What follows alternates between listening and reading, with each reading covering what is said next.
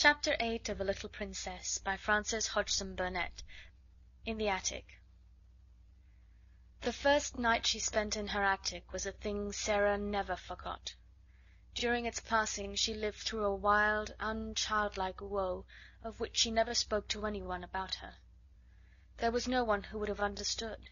It was indeed well for her that as she lay awake in the darkness her mind was forcibly distracted now and then by the strangeness of her surroundings.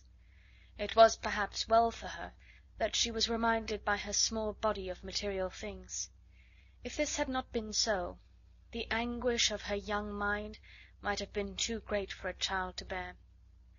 But really, while the night was passing, she scarcely knew that she had a body at all, or remembered any other thing than one.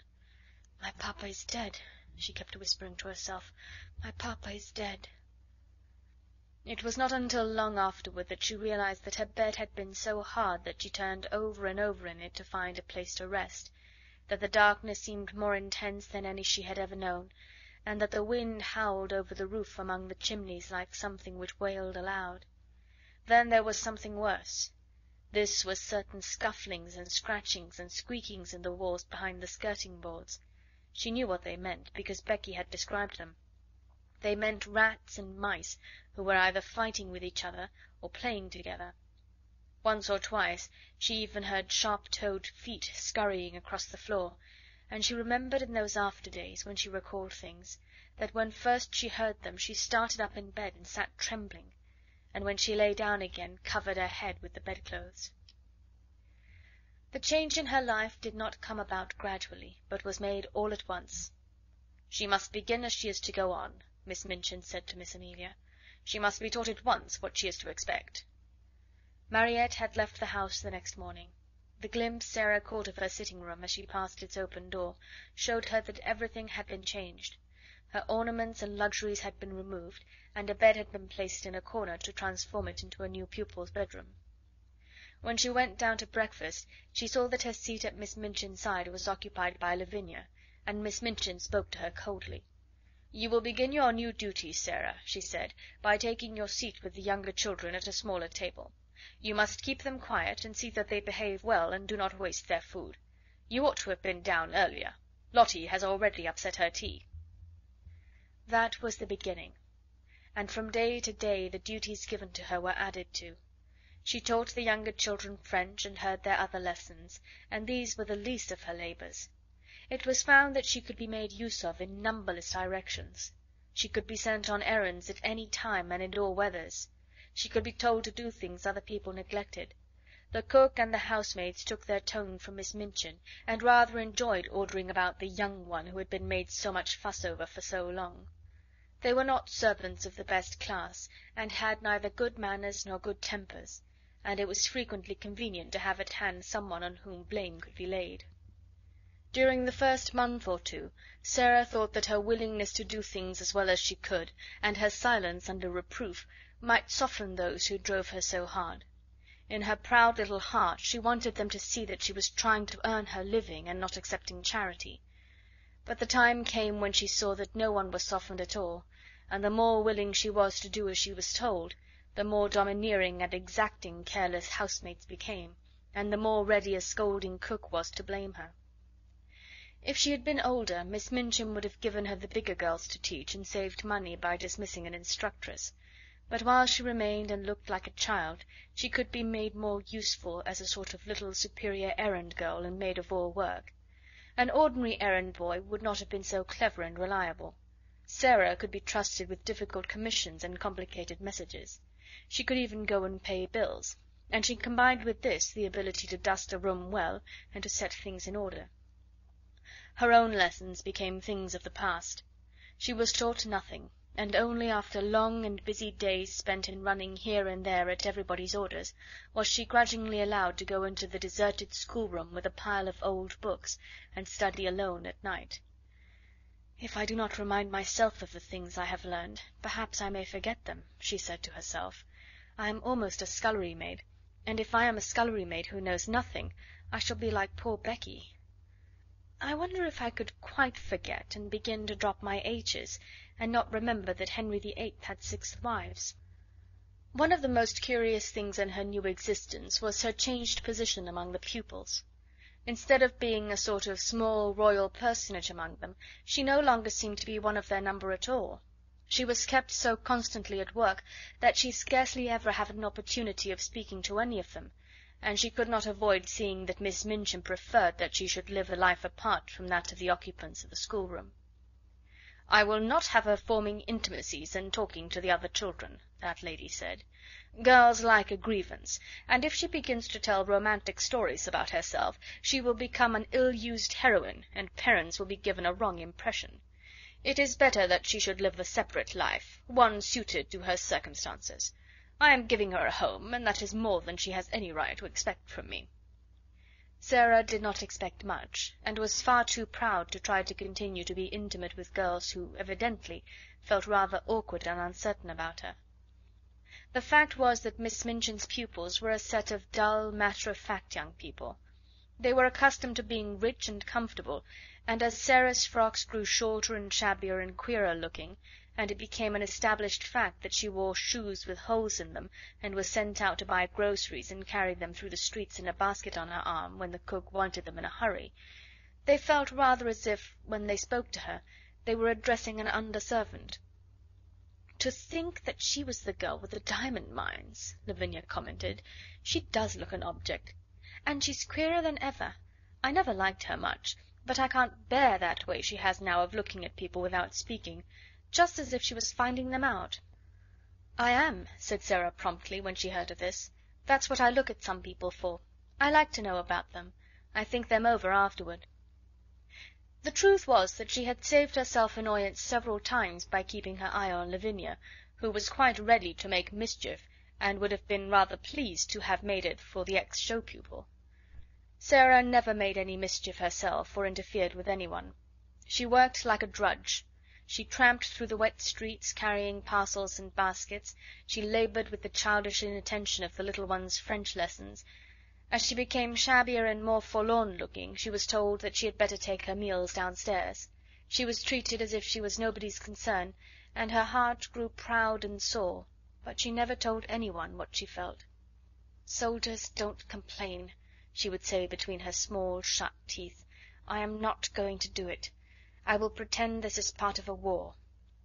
But there were hours when her child heart might almost have broken with loneliness, but for 3 people. The first, it must be owned, was Becky. Just Becky. Throughout all that first night spent in the garret, she had felt a vague comfort in knowing that on the other side of the wall, in which the rats scuffled and squeaked, there was another young human creature, and during the nights that followed the sense of comfort grew. They had little chance to speak to each other during the day. Each had her own tasks to perform, and any attempt at conversation would have been regarded as a tendency to loiter and lose time.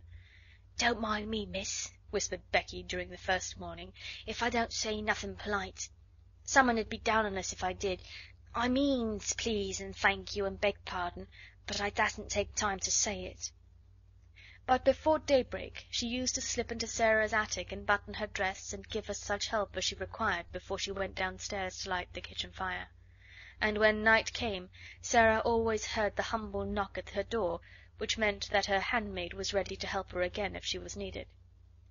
During the first weeks of her grief, Sarah felt as if she were too stupefied to talk, so it happened that some time passed before they saw each other much or exchanged visits. Becky's heart told her that it was best that people in trouble should be left alone. The second of the trio of comforters was Ermengarde, but odd things happened before Ermengarde found her place. When Sarah's mind seemed to awaken again to the life about her, she realized that she had forgotten that an Ermengarde lived in the world. The two had always been friends, but Sarah had felt as if she were years the older. It could not be contested that Ermengarde was as dull as she was affectionate. She clung to Sarah in a simple, helpless way. She brought her lessons to her that she might be helped. She listened to her every word and besieged her with requests for stories. But she had nothing interesting to say herself, and she loathed books of every description. She was, in fact, not a person one would remember when one was caught in the storm of a great trouble, and Sarah forgot her. It had been all the easier to forget her because she had been suddenly called home for a few weeks. When she came back she did not see Sarah for a day or two, and when she met her for the first time she encountered her coming down a corridor with her arms full of garments which were to be taken downstairs to be mended. Sarah herself had already been taught to mend them. She looked pale and unlike herself, and she was attired in the queer outgrown frock whose shortness showed so much thin black leg. Ermengarde was too slow a girl to be equal to such a situation. She could not think of anything to say. She knew what had happened, but somehow she had never imagined Sarah could look like this, so odd and poor, and almost like a servant. It made her quite miserable, and she could do nothing but break into a short hysterical laugh and exclaim, aimlessly and as if without any meaning, "Oh, Sarah, is that you?" "Yes," answered Sarah, and suddenly a strange thought passed through her mind and made her face flush. She held the pile of garments in her arms, and her chin rested upon the top of it to keep it steady. Something in the look of her straight gazing eyes made Ermengarde lose her wits still more. She felt as if Sarah had changed into a new kind of girl, and she had never known her before. Perhaps it was because she had suddenly grown poor, and had to mend things and work like Becky. "Oh," she stammered, how are you?" "I don't know," Sarah replied. "How are you?" I'm quite well," said Ermengarde, overwhelmed with shyness. Then, spasmodically, she thought of something to say which seemed more intimate. Are you very unhappy?" she said in a rush. Then Sarah was guilty of an injustice. Just at that moment her torn heart swelled within her, and she felt that if any one was as stupid as that, one had better get away from her. "What do you think?" she said. "Do you think I am very happy?" And she marched past her without another word. In course of time she realized that if her wretchedness had not made her forget things, she would have known that poor, dull Ermengarde was not to be blamed for her unready, awkward ways. She was always awkward, and the more she felt, the more stupid she was given to being. But the sudden thought which had flashed upon her had made her over-sensitive. "She is like the others," she had thought. "She does not really want to talk to me. She knows no one does." So for several weeks a barrier stood between them.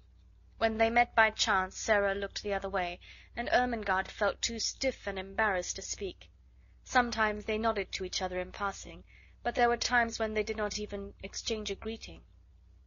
"If she would rather not talk to me," Sarah thought, "I will keep out of her way.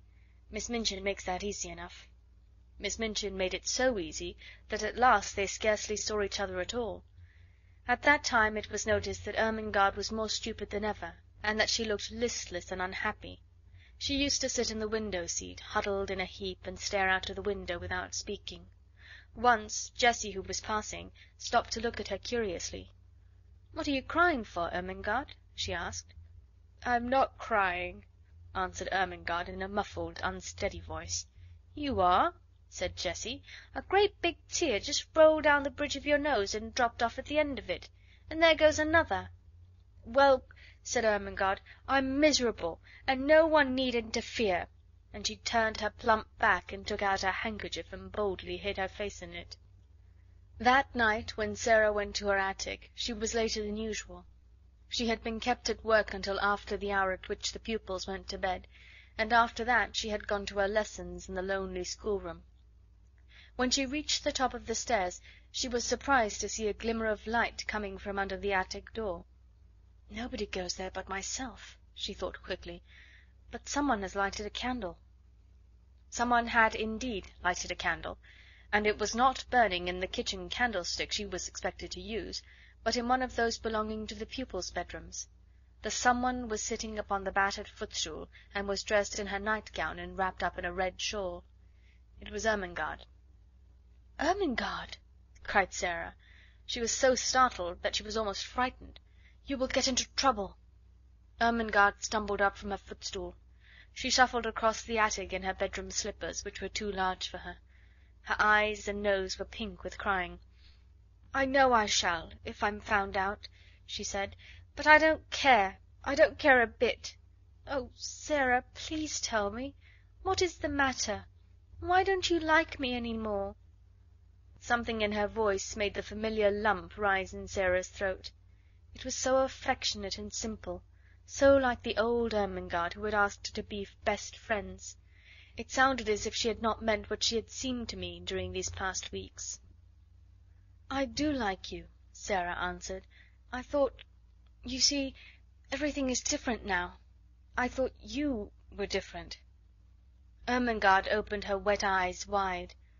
"Why, it was you who were different!" she cried. "You didn't want to talk to me. I didn't know what to do.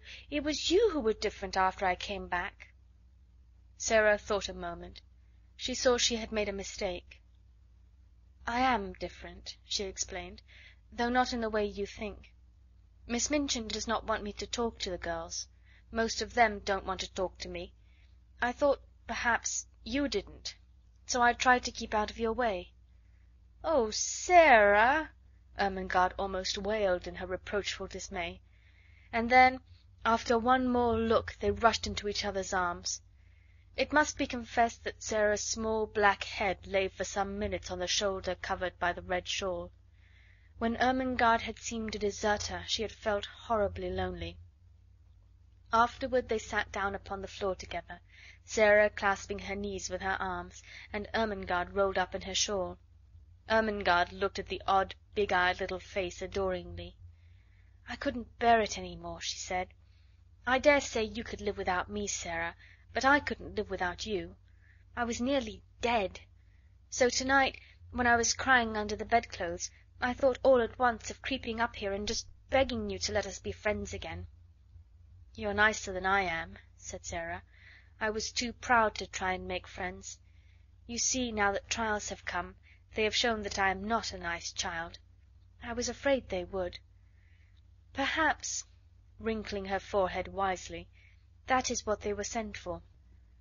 "I don't see any good in them," said Ermengarde stoutly. "Neither do I, to speak the truth," admitted Sarah frankly. "But I suppose there might be good in things, even if we don't see it. There might," doubtfully, "be good in Miss Minchin." Ermengarde looked round the attic with a rather fearsome curiosity. "Sarah," she said, "do you think you can bear living here?" Sarah looked round also. "If I pretend it's quite different, I can," she answered. "Or if I pretend it is a place in a story." She spoke slowly. Her imagination was beginning to work for her. It had not worked for her at all since her troubles had come upon her. She had felt as if it had been stunned. "Other people have lived in worse places. Think of the Count of Monte Cristo in the dungeons of the Chateau d'If, and think of the people in the Bastille." "The Bastille!" half whispered Ermengarde, watching her and beginning to be fascinated. She remembered stories of the French Revolution which Sarah had been able to fix in her mind by her dramatic relation of them. No one but Sarah could have done it. A well-known glow came into Sarah's eyes. "Yes," she said, hugging her knees, "that will be a good place to pretend about. I am a prisoner in the Bastille. I have been here for years and years and years, and everybody has forgotten about me. Miss Minchin is the jailer, and Becky," a sudden light adding itself to the glow in her eyes, "Becky is the prisoner in the next cell." She turned to Ermengarde, looking quite like the old Sarah. "I shall pretend that," she said, "and it will be a great comfort." Ermengarde was at once enraptured and awed. "And will you tell me all about it?" she said. "May I creep up here at night whenever it is safe and hear the things you have made up in the day? It will seem as if we were more best friends than ever." "Yes," answered Sarah, nodding. "Adversity tries people, and mine has tried you and proved how nice you are." Chapter 8